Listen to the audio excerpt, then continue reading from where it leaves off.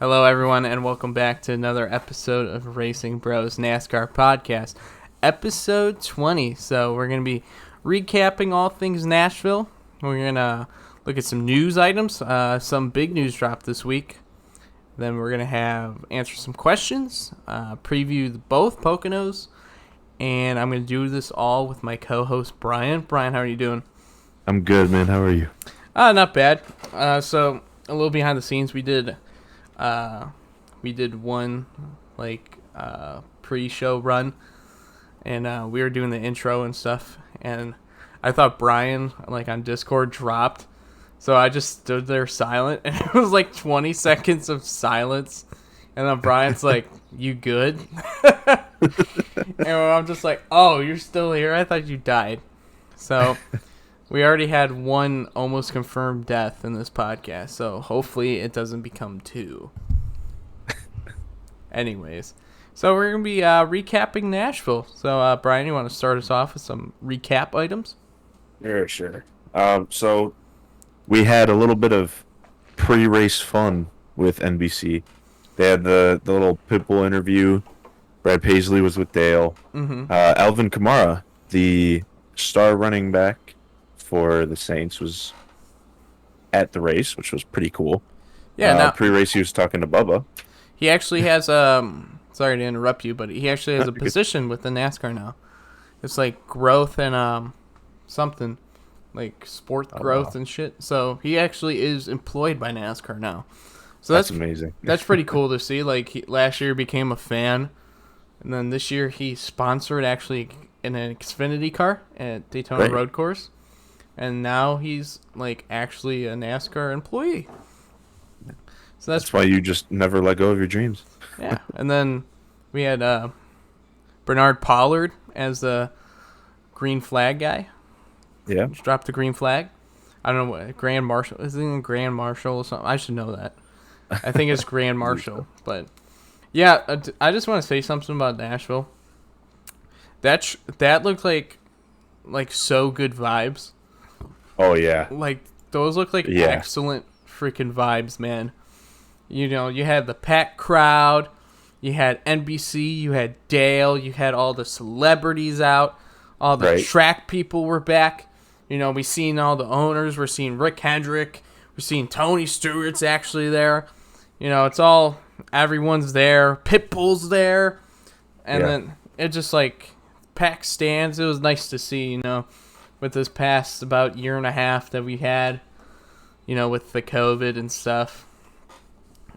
I mean, that's kind of how you would expect Daytona to be, because it's Daytona. Yeah, it gave me a lot of Daytona 500. I mean, it's obviously not as big, but you know, we're going to a new track that we haven't gone to in 10 years. First time hosting a cup race, and you know, the racing was excellent. You know, Nashville Super Speedway did a great job. It's definitely, you know, on my list to get you know, go see a race there, because the race pretty good. And all the vibes there was awesome. You know, it's about a half hour outside of Nashville, so it's not too far, but it had a lot of good vibes, and I was really impressed by it. Right. And then we got NBC's first race of the season. I just want to take a moment and just look at all the differences between Fox, you know. NBC was a little bit more informative. We were less a little goofy. That's very true. Like that. They didn't have the cartoon action superhero like Larry McReynolds or anyone like that. So that was also a plus. They did basic, you know. Oh, Alex Bowman, driver of the 48 Ally Chevrolet from whatever, Arizona. And then, you know, they did their little signature. And then that was it. Excellent. Yep. And then they showed the rest of the field, they showed driver picture, the color of the car, and then the number. So everyone's like, okay, the green fucking 42, that's Ross Chastain. Got it, thanks. You know, nice and simple graphics. You got the picture. Great commentary throughout the race.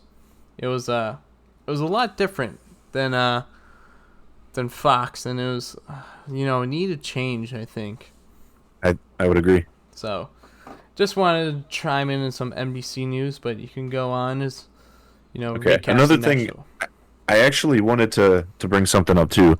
The green flag pit stop graphic, something that we have not seen the entire year. Oh yeah, that was. That was sick. Oh yeah, that was so. Literally, like the green stop, like graphic. They're like, they showed the 3 cameras like they used to do. Hmm. So they're like, Eric Almirola gives us a pit report. Boom. Then goes down to Kurt Busch. Boom. Then goes to Ricky Stenhouse. They show the number, the picture, and the driver in one column. The second column, they show them in their box. So I'm like, okay, Kurt Busch is on the right side, and then Eric Almirola is dropping the jack. And then they show the third column. They're all evenly like spaced out. The third column was the view of actual pit road. Like, oh, we see the 2 car coming out for like. It was just like very like it was greatly done. It was Right, just, and as you said, it's informative. It gave you pretty much everything you needed to know about what was going on at that moment. oh, and then they did a lot of shooting to the pit road reporters. Like we heard a lot from like Parker Kligerman and then Kelly, I forget her name. Kelly something. It's with the S. I'm sorry, I don't remember her name off the top of my head, but we got to her a lot. And then I was just, getting all the pit report stuff. And then during green flags, like actual green flag stops, they'd be like, oh, 48 car in, 12.8 second pit stop, and then they would show the tires in parentheses. So we're like, oh, they took 2. We're like, oh, they took 4. Okay, their 4 tire stop was 12.5, but their 4 tire stop was 11.8 or something. It was very professional. Yeah, To say the least. NBC did that for an actual whole race, and Fox couldn't even do that for 1 pit stop. So yeah, like that's what I was saying. Like they couldn't even show a timer. Like Fox could have did that so easily. Like been like, oh, boom boom. Like I didn't say like it had to be exactly like NBC, but NBC literally did a timer. Like Right. we're not asking for mind blowing stuff. We're just asking for information, and then it's just they're informative. They gave us the time, and then they had clean graphics, and it looked all nice. So. And even more you could go off of is they didn't spend the whole time sitting there on commercials. When something happened, when there was a caution, when a car was in the wall, maybe there was a big fight, they came back right after that commercial was done. They didn't make you sit there for another 4 commercials and be like, oh yeah, there was a caution like 2 laps ago. Oh yeah, that was like Ricky. No, not Ricky. Ryan Preece, like spun out, just a simple spin. They immediately, like 2 seconds later after the commercial wrapped up, they're like, oh, 37 spun around. And, like, we're literally, like, shown the 37 just, like, turn around and, like, turning back around to, like, catch up with the field. I'm like, oh, that was immediate. And then they had, like, good replays. So we're like, oh, what happened? What happened with Chris Buescher? Playoff implications. And then stuff like that. So, it was very informative. Very professional. Burton and Junior still talk over each other sometimes, and sometimes you're like, who is talking? But other than that, NBC, great job. Good job, everyone. Absolutely. All around. Pit reporters did excellent, and then, the graphics team and all that did very well. And then want to give a big shout out to Nashville Super Speedway. So going into this race, I was very iffy, to be honest. Because the last time we kind of raced here, it wasn't that great. It was like a bottom groove track, and it wasn't really that good. So I'm like, So, but they made the track really racy. Like I was surprised how racy it was. Like I watched all 3 series. I was all like entertained throughout. They put this resin on, which like I'm like, oh, they're putting PJ1. It's not PJ1 at all. It's like it basically like heats up the track, so then the tires like it builds up rubber better, so that we can get multi-groove racing, and that like exceeded. Like some guys were running low, some guys were running high. I don't know why we don't do that like on tracks instead of the PJ1. But maybe we can only do it on concrete surfaces. I'm not sure, but Nashville. I just want to give a shout out to Nashville. Excellent event. I heard on Twitter there's a lot of traffic like getting into the race, but other than that, after this year and a half, I think we'll take a little traffic to go into the NASCAR race. So it was packed. Looked like everyone had a good time. It was a good, solid race. We'll get into stuff that happened finally and our ratings and stuff. So, yeah, we'll take it away, Brian. All right, starting off the race, even before we went green, we had a little commotion between Blaney and Harvick where a little damage occurred. And I'm pretty sure right before we fully went around for one lap, Blaney was already in the pit lane trying to get that damage taken care of, which was just kind of mind-blowing. It was like, wow, okay, we haven't even gone green yet. Yeah. And then we had Bowman and Elliott touching the wall. Well, very early. They kind of just missed the corner. They were close to the wall, but they're just kind of missed the corner. They're like, oh, we're gonna go balls deep, and they're like, oh, too fast! Whoa, whoa.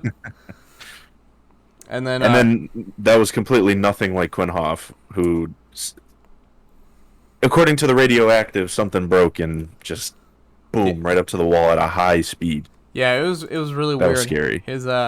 His tire just came off. I don't know if anything got like found or like he just had loose lug nuts or just the hub broke, but yeah, it just broke. I was like, whoa. Yeah, that was kind of scary. And then we had Logano and Amarola getting into a little fight there. Logano went into the corner too hot, came out, drove up the track, made some contact with Almirola, which at that point I thought one of them's going to be out, but I mean it seemed like it was all okay. I think Logano's Goodyear was the only thing that was really messed up. Yeah, just a little rubbing, racing. One thing about this track, so it's like kind of like a mile and a half, like it would be considered a mile and a half. It doesn't race like one at all. It is like, so when we say mile and a half, it's like unique, mile and a half. So, some rubbing, some bumping, some short track kind of vibes. But yeah, we just had some short track rubbing and racing, so that was cool to see. Right. Then Blaney, who was having a really rough day, he got a little loose. First time I don't believe he hit the wall, but I know he hits the wall a couple times during this race. Yeah, I think he lost a brake rotor or something they were saying. Like the last time he hit the wall really hard. Yeah. Took him out the race. I think he lost a brake rotor.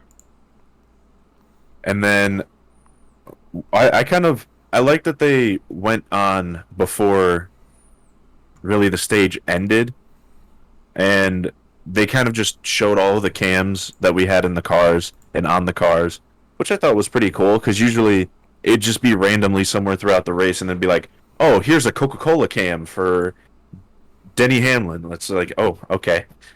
Yeah. We didn't know that was there the whole race. That's cool. Another informative, kind of thing. Good job, NBC. Right. Little tap on the back. Ricky Stenhouse was looking strong the entire first stage. Ricky really impressed. Sorry, I cut you off, but Ricky really impressed me today because, 750 horsepower, like track, kind of more in the driver's hands. But yeah, Ricky was really strong today, and then also Chastain really impressed me in that late run. I know he had like fresh tires, but coming up the field like that, with the track hard, the pass and stuff, that was really impressive as well. Right. Then we had Tyler Reddick exiting pit lane. Oh, yeah, that's... touches grass, spins, boom. Yeah, that's like a freaking C-Fix move, if I ever seen that myself. Right. He said in the radioactive, he's like, man, I don't know what just happened. He's like, I suck. I just threw my brain out the window when I spun. Yeah, it was kind of funny. He was hard on himself, but, Tyler Reddick's a great race car driver. Yeah, I mean, it happens to everybody. It just something you learn from, Right. Yeah, new track, so like first time going out pit road, coming off pit road, so we're just kind of, guessing. But right. We had a little scuffle between Kyle Busch and Kyle Larson, the two Kyles. Kyle Larson was trailing Kyle Busch. I believe he touched his bumper a little bit. Not enough to spin the guy out, but Kyle Busch did lose a little bit of traction and slid up. And then Kyle Larson went and took the lead. Then the entire day, Kyle Busch, actually, as a matter of fact, all of JGR had issues with their cars. We had Martin Truex saying that it felt like his car flipped, and it was terrible. Like it wasn't handling at all. Mm-hmm. Denny wasn't feeling the car. He just said he wasn't feeling good around the track. That there was. Zach didn't feel too good about that, I'm sure. Well, I was okay. So our picks, Brian took Bowman, Mm-hmm. and then I took Denny Hamlin. So I'm like, oh yeah, pretty good pick. Denny Hamlin's had a strong year this year, running top 10 last stage, and then is like, oh, I'm gonna run out of gas on the last lap. I'm right. like, of course. Anytime I'm here to gain some points, even a little margin, the racing god's like, no. And then Brian actually gained 1 point on me. I'm like, yeah. are you serious? I can't even have a moderately good day. Let me gain 7 points. Solid day, Zach. Pat on the back. Nope. Right. It's like, you're gonna run out of gas, sir. Coming back full circle to when you were streaming on Twitch. Oh yeah, me and gasoline do not get together at all. Along with the JGR problems, Kyle Busch said that his car was kind of a bucket of crap. He said it wasn't doing anything around this track, and he asked someone to fix the car, which, I mean, he's like, I don't know what you guys did to this car, but it's terrible. I was like when Kyle Busch is talking about how his car is terrible and he's running top 5. Right. But then the last stage, it was really weird. He just I don't know what happened to his car. He just went back to 35th. No, not 35th, 25th. And it was just really weird. I'm like, what? I think he was having problems with the tightness of his car because eventually he ended up hitting the wall a couple times. Yeah, so then he just, he heavily dropped back. Right. Then we had Blaney again hit the wall. Denny with his issues. Buescher into the wall causing a caution. Yeah, which so what I heard is the 77 actually blew a rotor, and the 17 ran over it and cut his tire. So that's what happened with the 17. That makes the playoff picture real interesting now with Chastain and Kurt Busch running better. DiBenedetto could have gained some more points, but he had engine trouble. He was down on a cylinder. Yeah, so could have capitalized, but not a real good day for DiBenedetto. Right. So then we had Haley and Buescher into the wall. Bowman on a pit stop was speeding down pit road, got sent to the back of the line. That hurt a little bit. Yeah, he couldn't really recover from that. It was too hard to pass out there, it looked like. Right. And then Chase Elliott won stage 1. Well, Bubba Wallace. Oh, go ahead. Sorry. Technically, Kurt Busch won stage 1. Right. Technically, Kurt Busch did win because Chase Elliott had the whole lug nut issue. Yeah, he had five. Okay. Yeah, 5 lug nuts were loose and got disqualified from the race, which... Yep. He actually mentioned something on Twitter about it, and he's like, so you're telling me that if my tire would have fallen off, I still would have got those stage points? And he was angry about it. I would be too. I mean, I get it's a rule, but... I think what they're doing, I don't think it's not 5. Don't think it's 5 lug nuts loose on one wheel. Because some people were thinking that. No, it's not that. It's multiple lug nuts loose on one, the wheels and stuff. So and I get that, but he was just saying he he's like, oh, so if one of my tires would have fallen off, then Yeah, I was just thinking every team does that. It's just they thought they were gonna pit on the last stage, and they actually didn't. I right, think they thought they'll pit. Oh, let's get them tight. This time around, boom, boom, boom, boom. Oh, all tight. Lug nuts are good. I'm pretty sure most teams, think they're like, oh, we're gonna pit. So let's, save like a half second on pit road. right. And they think they're gonna pit, and then they didn't end up pitting. So that's how we got nabbed with the penalty, I think. Start of stage 2. We had a Bubba Wallace flat tire, which he said it was because of debris that was still on the track from the 77 and 17 issue. Mm-hmm. So, he cut his tire, had to go down to pit lane, and fell back pretty hard. Yeah, Bubba didn't Oh, have a great day. oh, really did. Kind of unlucky, to be honest. Yeah, he had the flat tire, and then he got into it with McDowell a little bit. Hmm. So did not have the greatest day. So when have we heard that before with the 2311 team? Just rough luck this year. Christopher Bell with an uncontrolled tire ended up having to serve that. Yeah, but he kind of rebounded. He got back to the top 10. So good day for him. He kind of needed that. Kind of going down the chase standings. So needs a good run and two like that. Right. Then we had Cole Custer with a tire pop. Caution with 12 to go left in the stage, which, I mean, that was just unfortunate. Yeah, another rotor problem. So he had to go Right. to the garage, and he was out for the rest of the day. Yep, started leaking fluid, and He was running pretty good. The Stewart Haas cars were actually top 15. right. So Yeah, he was expecting to come back a couple laps down if they could get the issue taken care of, and they just never got it taken care of, and yeah, they were like, well, we can at least get points, but yeah, I had to go to the garage, unfortunately, and then he was already on the damage clock, so he was done Right. for the day. then just before stage 2 ended, Ricky was still looking pretty strong. Looked like nothing could take him down till later. Which, I mean, again, that's unfortunate. Honestly, he's been running pretty well the entire year, Hmm. which was kind of cool. Yeah, Um, he's always had the raw speed. It's just like Right. he would sometimes overdrive the car and just kind of make a mistake or something would happen. But this year he's limiting his mistakes and everything like that. So he's getting like solid finishes, like in the top 10 or so. They're not anything special, but for that team, it's pretty good. I mean, he's still fighting for a playoff spot. Anything can happen, Right. especially with Daytona as a regular season finale. So, then we had Tyler Reddick. He had a pretty nice spin save, which, I mean, we've seen a lot of that this year from these drivers. They're getting ready to spin out, and talent comes in, pulls the car back, keeps themselves from wrecking out. Larson wins stage 2, which, let's be honest, no surprise. who did we expect?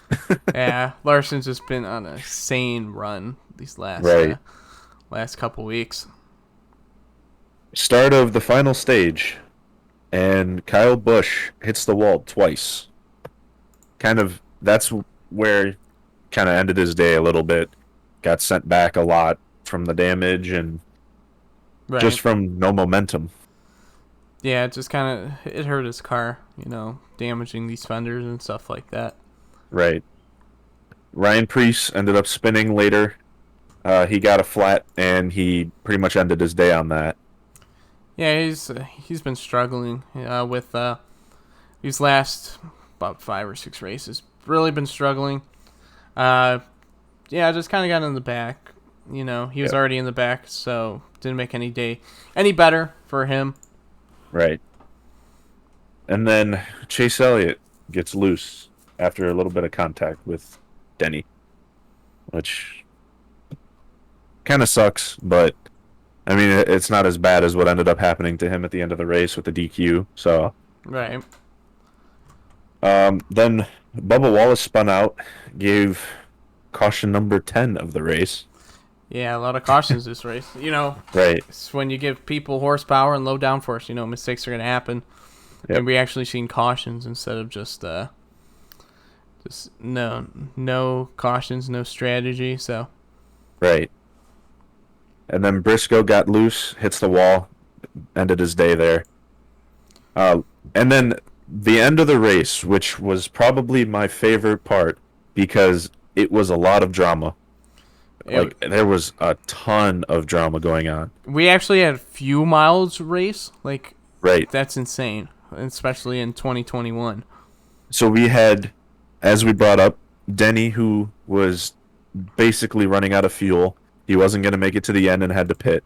We had the leader and pretty much until the top 3 with low fuel, which is, that they claim that was the only reason that, or they claim that was part of the reason why Ross caught up so fast.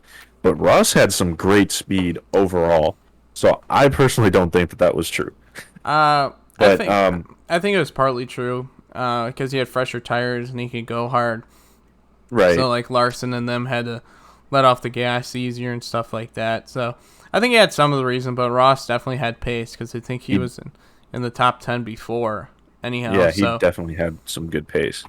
Yeah, so he was already going to be up there, but a good strong finish for that 42 bunch.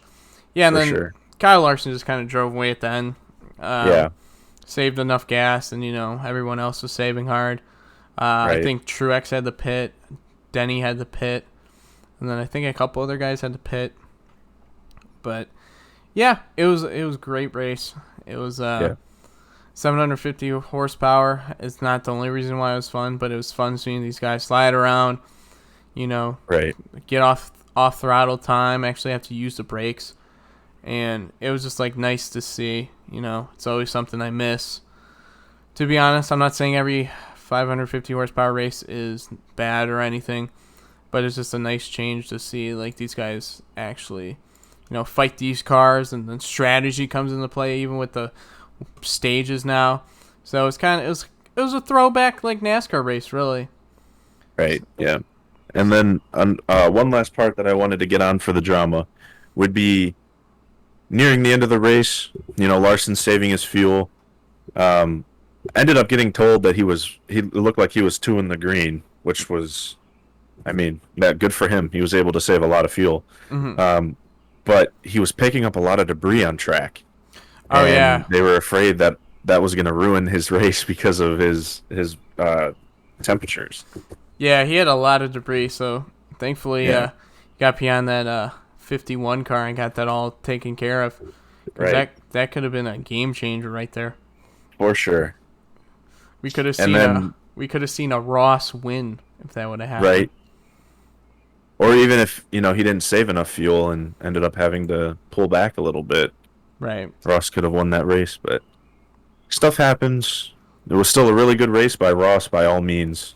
Oh yeah, I'm impressed with Ross.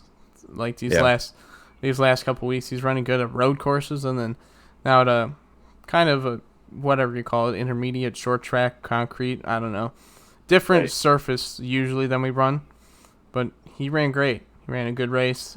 Chip Ganassi is really running a lot better than early in the season because even Kurt Busch got a top 10. Right. Yep. 8th place in that race, that's good for him. Yeah. And then Almirola hopefully starting to turn things around for the better. It's not too late if he can get a win. He just needs to make up a lot of ground in terms of points, if the very least. Yeah. So we had two SHR cars in the top 5, which big turnaround for the year. Yeah, it's rare. It's like whoa. Yeah. But yeah, it was a good race. We had some notable finishers, like we said. Ross 2nd. Ricky ended up finishing 6th, so good day for JTG. Suarez, top 10, 7th. Solid all day. I guess a hometown track is because they want to, Trackhouse wants to put a shop there within the next year or so, they were saying. So I guess kind of a hometown track it's going to be. And then Busher had a struggling day because that tire problem. So the bubble's just getting closer and closer by the time we're in the Daytona and stuff. So it's going to be interesting these last couple races, see how people pull some strategy or something to get into the playoffs. Yeah, for sure. So we're going to rate the race now, unless you have anything else. Nope, that's all. All right, well, good recap. I think you recapped everything, man. Should be on the NASCAR recap show. But, yeah, I thought it was a great race. I think eventually, so this is going to be an open segment right now. So, open, like, talking segment. So, I think, Brian, like, we should have, like, tiers of something. Like this was a great race, so it's between 80 and 100 or something. Mm-hmm. And then, like, good race. 79 to 60 or something. And then 55 to 50, that's about an average race. And then below 50 is a below average race. So, I don't know.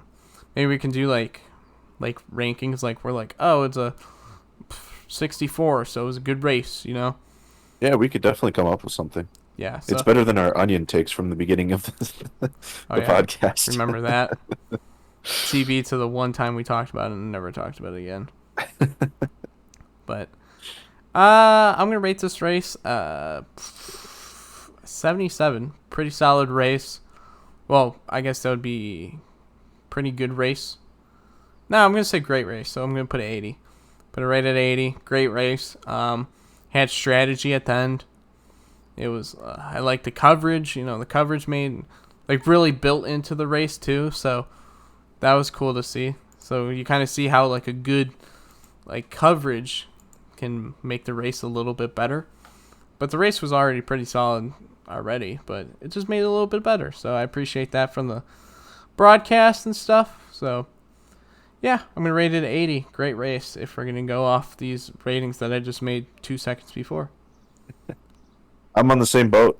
I think an 80 is perfect for this race. Definitely blew out our expectations. I mean, I didn't know anything about this track personally. Mm-hmm. So for me to see this, and I don't know, it was just a really big surprise. And of course, I wouldn't say it was as good as Homestead this year, because I think that's still one of my favorites from the year so far. It was a great race, and I don't know, Nashville. I think Nashville had the potential, but I mean, there's nothing you can really do. Nashville's honestly, I did like Nashville. It was. Yeah, it was it was pretty solid, fun man. Race. Yeah, all good vibes. You know, good race, and then, you know, Nashville deserves a date, man. I think we could, yeah. I think we could get 2 races in Nashville. One at the Super Speedway and then one at the fairgrounds. Hey, so, I wouldn't be against that. That'd be awesome. But yeah, Super Speedway really impressed me. So good job, Nashville. Definitely better than if we went to, like, Kentucky. So we'll take that over Kentucky any day. But anyways, we're gonna move on to the news. So we had some news this week. First, the title sponsor for the Poconos. So it's now allowing CBD sponsorship, NASCAR is. But it's got to be like less than 0.3% THC. So it's basically just like CBD without weed. And then the Pocono race is going to be called actually the Pocono Organics 325. It was going to be called the CBD 325, but it doesn't have CBD in the title anymore. So it's just Pocono Organics 325, the first CBD sponsorship in NASCAR. So we'll see if, you know, CBD gains some traction with other teams and stuff. And some big news. So we speculated this last week or 2 weeks ago or something. Not really sure, but we speculated kind of Jeff Gordon leaving the broadcast booth and who would we replace him with. Well, it happened. So Jeff Gordon is now going to leave the Fox booth. He's going to go into number 2 at Hendrick. I think it's like vice president or something is his official title. He's going to start that January 1st, 2022. So we're going to have Jeff Gordon as the successor to Hendrick whenever he wants to hang it up or give it to Hendrick. So Jeff Gordon is now the number 2.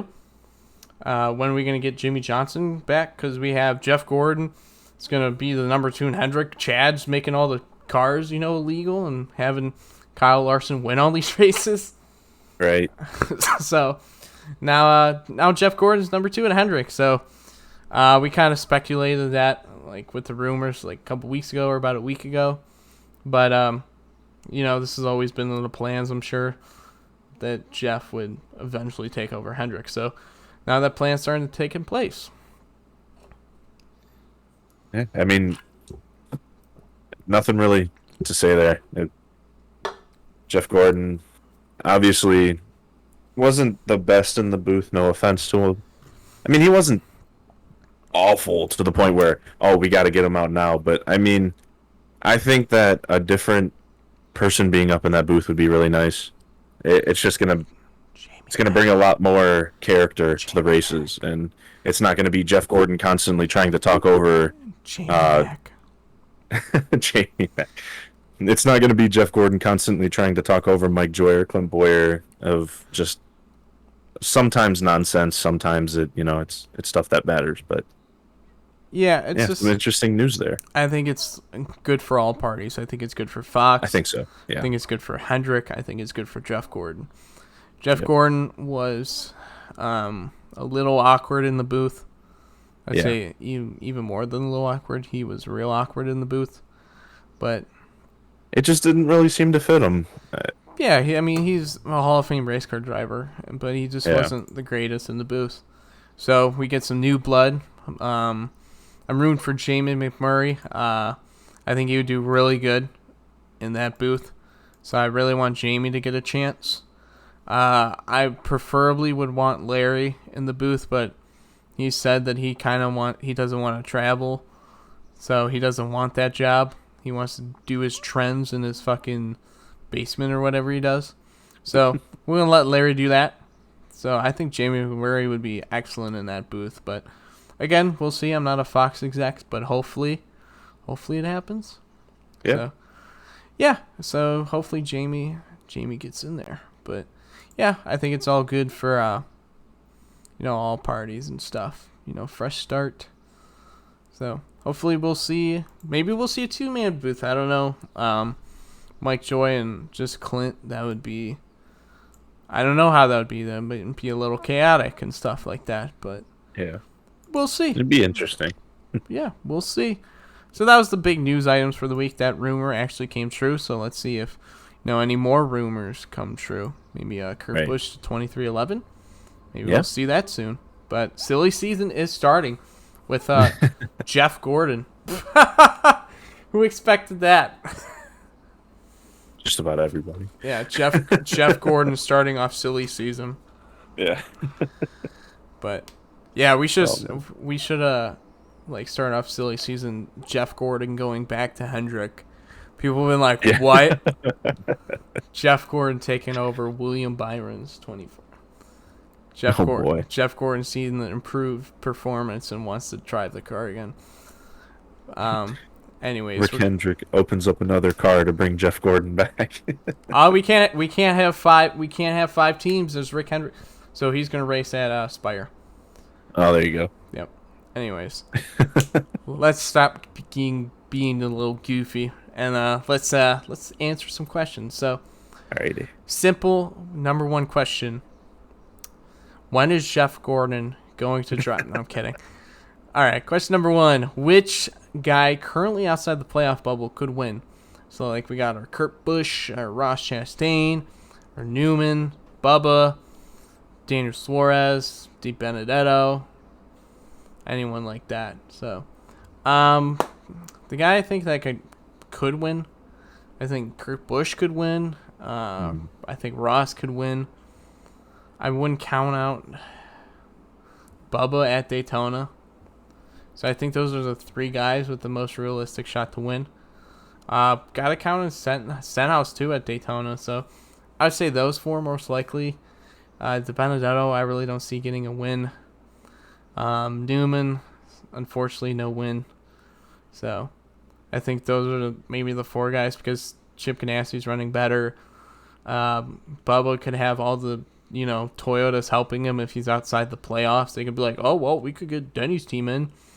I could see a giant Toyota team kind of forming around Bubba, trying to get him in the playoffs for Daytona. And then Ricky Stenhouse is good at plate track, so anything can happen, really. But I think those are the 4 that could win. Oh, and then Ross. Ross is having actual speed right now, so, watch out for Pocono. They could pull some kind of weird strategy. Yeah, you kind of covered the 3 that I was going to go for. I was going to say don't count out anybody really from 17 to 22, which is Kurt Busch, Stenhouse, DiBenedetto, Chastain, Suarez, and then Bubba. But my main 3 picks that I think around the end of the season, or rounding to the end of the season, are going to be strong are Kurt Busch, Stenhouse, and Chastain. 3 Chevys coming up. They came out of really well. I guess Kurt Busch, you can argue he's always been somewhat fast. He's been pretty fast. But the other 2, they've come pretty much out of nowhere with raw speed, and I mean it looks good. There's a definite chance that one of them could make it in, or if it really comes down to it, if you have like Austin Dillon, Tyler Reddick, and Chris Buescher with bad finishes, all 3 of them could make it in. Right. Who knows? Yeah, it could get crazy, but right. We'll see at Pocono because 750 package is kind of more in the driver's hands. Maybe it goes down to lesser teams some more, but if they run good at the 550, we got a race on then. But right. I mean, Chris Buescher better not be locking in anything right now because another bad finish, anything can happen. Right, and all it takes is one win for one person to get kicked out. Exactly. So.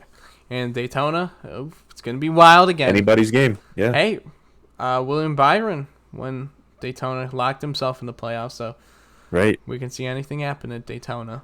But question 2, with the next gen coming next season, are teams using the rest of this year mainly focus on the next gen cars? Is that allowing the HMS cars to dominate the season? And then I'm going to put another part to that question, or has HMS just found something that the other teams haven't? I think that HMS has found something that other teams haven't yet.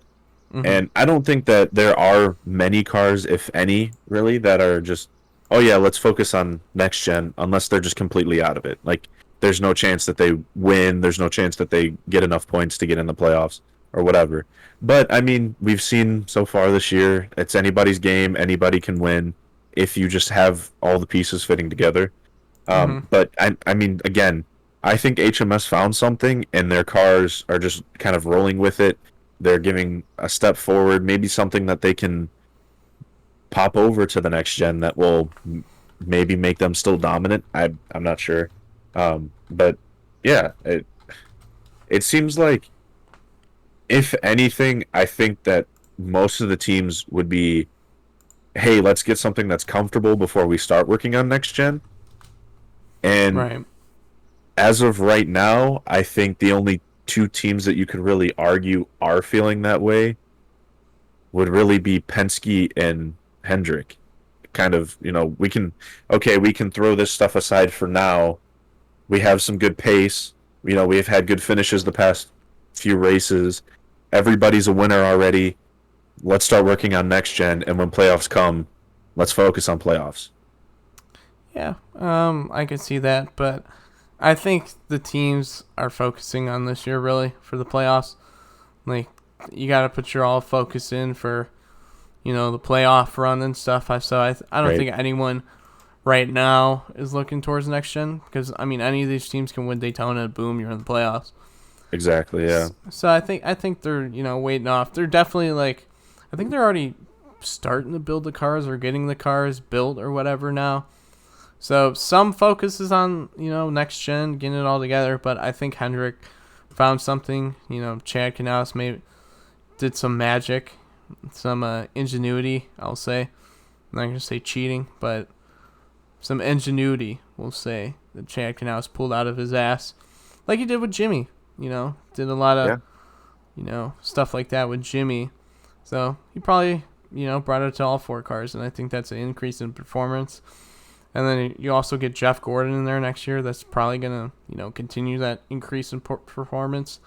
So right. I don't think Hendrick's going anywhere anytime soon. So I think they found something, that our teams are trying to chase. Whatever that is, I don't know. I've heard that they found extra horsepower or blah blah blah. Who knows really? So Right. And I mean, you can argue also to help with the number 5 car, he has Cliff Daniels, who honestly world class at this point. The yeah, guy's been helping Kyle Larson the entire year, and it's just been domination. yep. He's been. They've been a great pairing so far already. Yeah. But now we'll go on the Pocono. So there is 2 races this week with Pocono. It's the double header. So we will be choosing 2 drivers because they're 2 separate races. You can choose 2 of the same drivers, like for both races, but you take 2 picks. So, like if you pick, I don't know, William Byron for the weekend, then you chose William Byron twice. Kind of get it? Okay, I think so. Yeah, just imagine it like 2 separate races. Like Pocono 1, you choose this driver. Pocono 2, you can choose that driver, the same or another driver, but then it goes like twice against your pick drivers if you choose the same driver. I kind of figured we were doing the whole 1 pick goes for the whole weekend, but I get it. Yeah, well, I mean, you could choose it for the 1 weekend, but it just be chose twice. Right. Because it's technically 2 separate races. So do you want to do it in terms of, so we'll say Pocono 1 is this driver, or race 1 is this driver, race 2 is this driver, or do you just want to pick 2 drivers and then take best finishes? No, you pick 1 driver. Like, you'll pick a driver for Pocono 1, and then you'll be like, oh, this is my pick for Pocono 2. But that's sounds good. So if, you pick William Byron, and then he does shitty in Pocono 1, but then Pocono 2, he gets like 45 points. You can't get the 45 points for Pocono 2 because you chose him for Pocono 1. Okay. We made that so complicated, but... Yeah, kind of. Well, I did, sorry. But yeah, it's just we're counting it as 2 separate races because they used to be 2 separate races, but now they're on the same weekend. Just a little shorter. Pocono double header. But yeah, so we'll just do the 2 separate races. We're not going to like preview them as separate races because it's Pocono. They're going to bring the same cars. They're going to be already there. They're going to know how the track races. So, Pocono, kind of killed by the stages and maybe the package. But, anything can happen. We can have some wild, strategy. They're actually going to invert the field some like Pocono 2. So I think the top 21 to 38, the 21st place driver in Pocono 1 is going to be on the pole. So it's going to be like an invert on Sunday, if that makes sense. And then, yeah, it's just going to be a tricky triangle. It's a unique track, long track. It's a lot of few miles goes into it. Track position is going to be key, especially with the 550. It's going to be tough on passes. There's going to be a lot of drafting. So, use your draft to try to get around the guy. Not a lot of downshifting anymore, so they're going to be in the higher gears as well. So, see all that. But, yeah, for my Pocono weekend, I'm actually... Did I take 2 drivers? I think I got to look at my notes. Sorry. I'm not prepared at all. Because I'm like, oh, I know who I picked. And I'm like, oh, wait, I actually don't know who I picked. So, good job, Zach. Oh, yeah. So, I'm actually choosing the same driver for the Pocono weekend. I'm taking Kyle Larson with both my picks for Pocono 1 and 2. So, with that, I will max out my Kyle Larson picks because I picked him 1 at Homestead this year. So, I cannot choose Kyle Larson after this weekend. So, our first driver that we cannot pick has been picked by me. Yeah, Larson's just been on fire. Easy pick, really. So, yeah, Kyle Larson. Nothing more to say. Fastest man on the planet right now. Right, yeah. I kind of went the same route. But I mean, I didn't pick 2 the same driver. I had a little bit more trouble after you said, we can, or we have to pick 2. So, my first pick was Denny. I maxed out Denny. He's always been at least decent at Pocono. So I thought, maybe this is the one race where he either could finish first or he at least finishes in the top 10, which would be good for him. Dark horse, I went Daniel Suarez. Oh, I forgot to do dark horse. Ross Chastain. For both? Yeah. Okay. And then for Pocono 2, since there's going to be a big flop, they're going to do the switch. Who else to make it through the field other than Kyle Larson is what I thought. So, I mean, it was between Kyle Larson and Kyle Busch. Mm-hmm. And I feel like Kyle Larson's just been the money man all year. And that was my second pick. And then my second dark horse was Ricky Stenhouse because I feel like this could be pretty much one of his make or break races. Yeah, so yeah, we'll see how the weekend goes, I guess. Yeah. I think this is our first time we picked two of the same drivers. Yeah. Know what? Make it interesting. I'm changing Pocono too. Okay. Ross Chastain. Oh, really? We're going for the pick. Because I was thinking about, okay, so I could have picked Larson. I probably should have picked Larson. But not to make it boring, because whatever. I'm not saying you did anything. But I thought about Ross Chastain because he was in my notes for a while. Oh, okay. I literally changed it yesterday. I was going to pick Ross Chastain. But we're going Ross. Nothing wrong with that. Pocono 2 with the dunk, getting into the playoffs. Fair enough.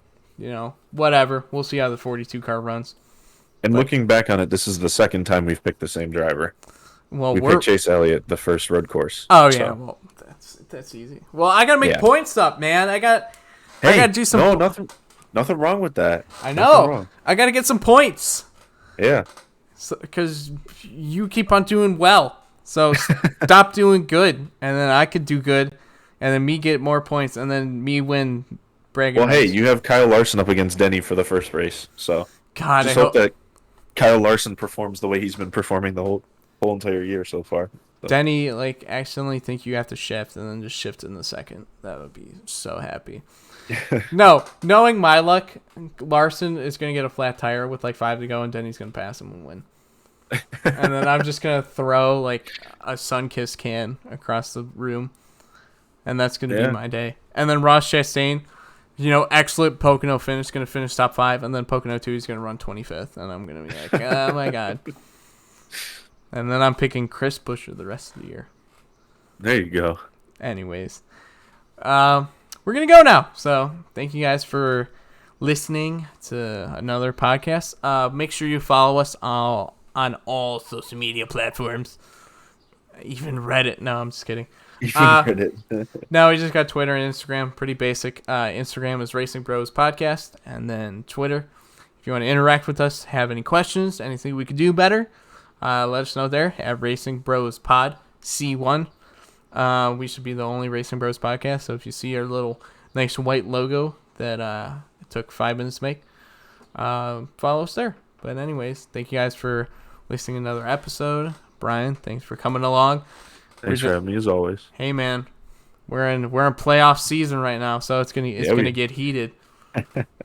But yeah, thank you guys for listening, and we'll see you guys next week.